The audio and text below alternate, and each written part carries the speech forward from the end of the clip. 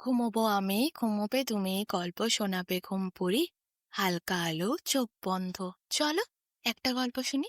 রাতের গল্প বাংলায় আজকের গল্প রাজার দুই রানী। এক দেশে এক রাজা ছিলেন। রাজার অনেক ক্ষমতা ছিল। রাজার একটি রানী ছিল। রানীকে নিয়ে রাজার খুব সুখের সংসার ছিল। একদিন রাজা বনে গেছিলেন শিকার করতে, কিন্তু সেদিন কি হয়েছিল তার কিছুই আর মনে নেই। তারপর তিনি যখন ফিরেছিলেন, তখন তিনি বিয়ে করে ফিরেছিলেন অন্য এক নারীকে। সেই থেকেই রাজার দুইটি রানী, বড় রানী আর ছোট রানী। দুজনেই সংসার করছিল রাজার সাথে। তারপর আবার একদিন কি বেশ হলো, বড় রানীকে রাজ্য থেকে রাজা বার করে দিলেন। ছোট রানীকে নিয়েই সংসার করতে শুরু করলেন। রাজা যে কখন কি করে, কি জন্যে করে, তার উত্তর প্রজারা খুঁজে পাচ্ছিল না। কোনো সময় রাজা এই ভালো, কোনো সময় রাজা আবার ভীষণ ভয়ঙ্কর। রাজা অবশ্য সব সময় ছোট রানীর মতোই চলে। ছোট রানীর সব কথা শোনে। যবে থেকে ছোট রানী এসেছে, তবে থেকে রাজার রাজ্যে আর শান্তি নেই। ঘোড়া শালের থেকে ঘোড়া উধাও হয়ে যায়, হাতি শালের থেকে হাতি উধাও হয়ে যায়। মনে কারোর শান্তি নেই। প্রজারা আগে কত সুখী ছিল। রাজা তার বড় রানীকে নিয়ে কত শান্তিতে বাস করত, সকলকে ভালোবাসত, নিজের সন্তানের মতো প্রজাদের স্নেহ করত। কিন্তু আজ রাজার রাজ্যে এক মুহূর্তের জন্য শান্তি বিরাজ করে না। প্রজাদের মন সব সময় অশান্তিতে পরিপূর্ণ। রাজা কেমন পাল্টে গেছেন। যাই হোক, এইভাবেই দিন কাটছিল। বড় রানী অনেক দিন হলো রাজপ্রাসাদে আর নেই। রাজার মাঝে মাঝে বড় রানীর জন্য চোখে জল আসে, কিন্তু তিনি নিজেই বুঝতে পারেন না তিনি কেন বড় রানীকে এই রাজ্যের থেকে বার করে দিলেন, কেন বড় রানীর ওপর এত অন্যায় করলেন, অবিচার করলেন। মাঝে মাঝে তিনি খোলা আকাশের দিকে তাকিয়ে ভাবেন। নিজের মনে শান্তি নেই। রাজা অনুভব করতে লাগলেন তিনি কেমন পাল্টে যাচ্ছেন দিনের পর দিন। অনেক অসুখী হয়ে পড়েছিলেন রাজা। একদিন কাউকে কিছু না বলে হঠাৎ মধ্যরাতে রাজা একাই হাঁটতে শুরু করলেন। হাঁটতে হাঁটতে চোখে জল নিয়ে বেরিয়ে পড়লেন রাজপ্রাসাদ ছেড়ে এক জঙ্গলের রাস্তায়। অচেনা অজানা রাস্তা। সেই জঙ্গলের রাস্তা রাজার চেনা ছিল না। রাজা হাঁটতে হাঁটতে চলতে শুরু করলেন সামনের দিকে এগিয়ে। ঘোর অন্ধকার। একসময় রাজা আর গভীর জঙ্গলের ভেতরে প্রবেশ করার পর কিছুই দেখতে পেলেন না। এমনিতেই কান্নার জলের জন্য তার চোখ দুটো ঝাপসা হয়েছিল। কি হলো? রাজা জ্ঞান হারালেন, লুটিয়ে পড়লেন মাটির ওপর। রাত পেরিয়ে ভোর এলো। ভোরের বেলা হঠাৎ রাজা দেখেন কেউ একজন তার মুখের ওপর জল ছেটাতেই তার চোখ খুলল। জ্ঞান অবস্থাতে সেই তার জ্ঞানটা ফিরেছে। ভালো করে তাকিয়ে দেখলেন, এ কি, এ তো তার বড় রানী। হাউ হাউ করে কাঁদতে শুরু করলেন রাজা বড় রানীকে জড়িয়ে ধরে। বললেন, তোমার সাথে অনেক অন্যায় করেছি। কি জন্য যে করলাম, কি জন্য তোমায় আমি রাজ্য থেকে বার করলাম, রাজপ্রাসাদকে লক্ষ্মী ছাড়া করলাম, আবার ঘরের লক্ষ্মীকে ত্যাগ করলাম, আমি জানি না। আমি কি জন্য করেছি তার উত্তর আমার কাছে নেই। বড় রানী বলল, যাই হোক, ছাড়ুন ওইসব কথা। চলুন, এই জঙ্গলের ভেতরেই আমার ছোট্ট পর্ণ কুঠির আছে।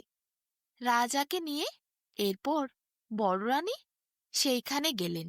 জঙ্গলের মধ্যে সরু রাস্তা দিয়ে হেঁটে হেঁটে রাজা সেখানে পৌঁছেছিলেন।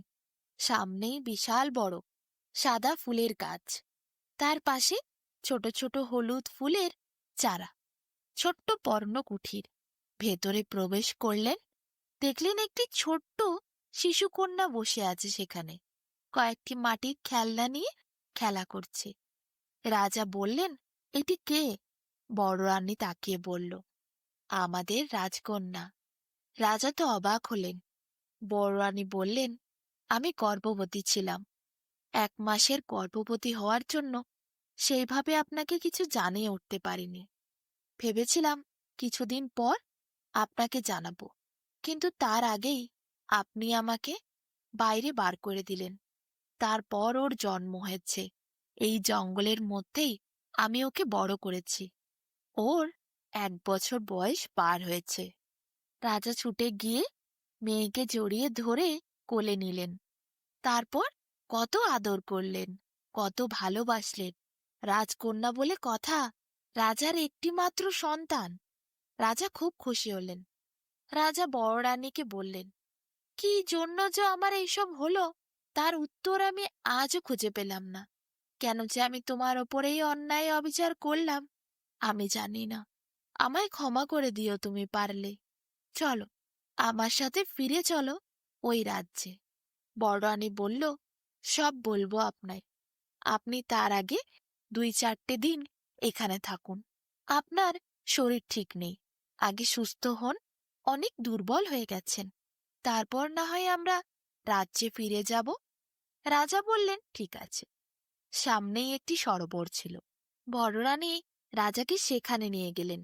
রাজা সেই সরোবরের নির্মল জলে স্নান করে অনেক প্রবৃত্ত অনুভব করলেন, অনেক শান্তি পেলেন। সরোবরের ঠান্ডা জল তার শরীরের সাথে মনকেও ঠান্ডা করল। রাজা এরপর বাড়ি এলেন যখন, বড় রানী কিছু ফল কেটে রাজাকে দিলেন, সঙ্গে সুন্দর রান্না করা খাবার দিলেন।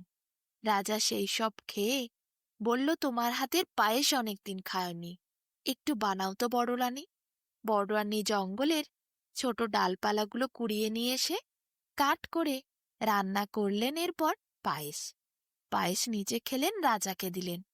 তারপর একটি বাটিতে পায়েস তুলে রাখলেন।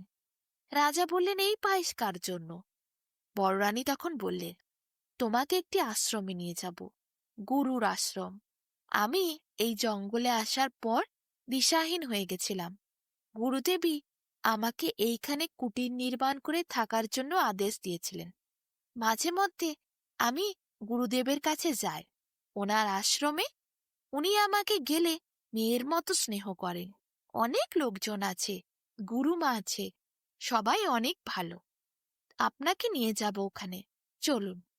বড় রানী এরপর হাতে সেই পায়েসের পাত্রটি নিয়ে হাঁটতে থাকে জঙ্গলের পথ ধরে। সঙ্গে রাজা তাদের একমাত্র রাজকন্যাকে কোলে নিয়ে হাঁটতে থাকে। হাঁটতে হাঁটতে দুজনে পৌঁছায় একটি আশ্রমের সামনে। গুরুদেব এবং গুরুমাতা সেখানেই বসে একটি গাছের তলায় ধ্যান করছিলেন। বড় রানী পায়েসটি নিয়ে গিয়ে গুরুমায়ের হাতে দেন, বলেন যে, আমি রান্না করেছি মা। গুরুমা খুব খুশি হয়। এরপর চোখ খোলেন গুরুদেব। রাজা গুরুদেবকে প্রণাম করেন। রাজার দিকে তাকিয়ে গুরুদেব হাসেন। বড় রানী পরিচয় করিয়ে বলেন, এইটি আমার স্বামী গুরুদেব। গুরুদেব বলে, সব জানি রে মা। তোদের রাজ্যে যে ছোট রানী, সে আসলে এক রাক্ষসী। সেদিন যখন শিকার করতে রাজা ওই জঙ্গলে গেছিল, তাকে মায়া জালে বশ করে রাজাকে সে বিয়ে করে রাজ্যে প্রবেশ করেছে। তোদের হাতিশাল থেকে হাতি, ঘোড়াশালের থেকে ঘোড়া, ওই জন্যেই উধাও হয়ে গেছে। রাজ্য লক্ষ্মী ছাড়া হয়েছে। রাজা অবাক হন। সত্যিই তো, তিনি কোন মায়াজালে জড়িয়েছিলেন সেই রাজপ্রাসাদে থাকাকালীন। বড় রানীর ওপর কত অন্যায় অবিচার করেছেন, কিন্তু তিনি ভেবেও দেখেননি যে ছোট রানী আসার পরই এইসব কেন হচ্ছে। গুরুদেব রাজার মাথায় একটু জল ছিটিয়ে বলেন, তুই যখন ওই রাজ্যের থেকে বেরিয়ে পা দিয়েছিস, তখনই মায়াজাল থেকে মুক্ত হয়েছিস। এরপরে আবার যখন রাজ্যে ফিরে যাবি, তখন মায়াজালে আবার জড়িয়ে যাবি। তার আগেই আমি তোকে এই পবিত্র জল দিলাম। তোর মাথাতে এই পবিত্র জলের ছিটে যতক্ষণ থাকবে, ততক্ষণ তোকে কোনোভাবেই ওই রাক্ষসী মায়াবদ্ধ করতে পারবে না। বড় রানীকে নিয়ে এক্ষুনি রাজ্যে ফিরে যা। ওই রাক্ষসী যখনই আসল রূপে আসবে, তখনই আমার দেওয়া একটি ঘটিতে ভর্তি জল থাকবে, সেটি জোরে ছুঁড়ে দিবি তার দিকে। তারপরই দেখতে পাবি রাক্ষসী দেশ ছাড়া হবে, তোরা আবার সুখে শান্তিতে থাকতে পারবি। এরপর রাজা আবার প্রণাম করেন গুরুদেবের কাছে, হাউ হাউ করে কান্না করেন। বলেন, গুরুদেব, আমি অনেক অন্যায় করেছি, আমার স্ত্রীকে অনেক কষ্ট দিয়েছি। গুরুদেব বলেন, যা হয়ে গেছে তা তো আর মুছে ফেলা সম্ভব নয়। আগামী দিনগুলোতে বড় রানীকে সুখে রাখিস। এরপর একটি ছোট্ট ঘটি ভর্তি জল গুরুদেব রাজার হাতে দেয়।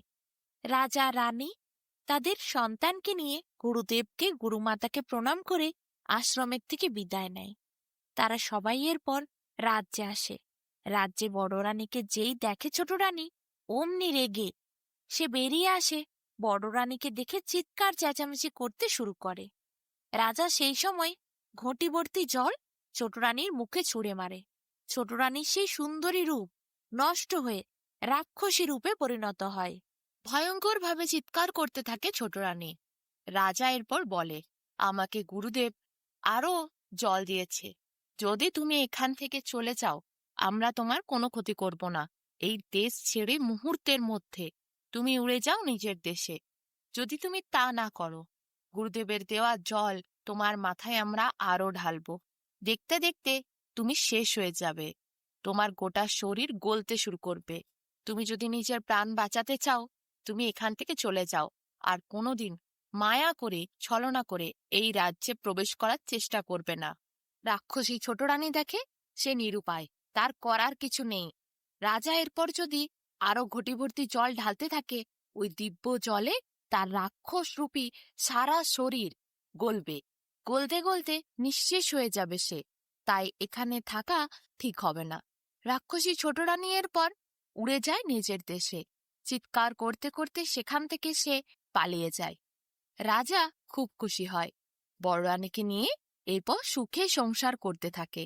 দেশের রাজকন্যাকে দেখে প্রজারা এক মহোৎসবের আয়োজন করে। সেখানে সবাই ভীষণ আনন্দে এরপর নাচানাচি শুরু করে। রাজা রানী সবাই আবার রাজ্যের সকলকে আনন্দে ভরে উঠতে দেখে খুবই শান্তি পায়। এইভাবে দেশটি আবার খুশিতে পরিপূর্ণ হয়।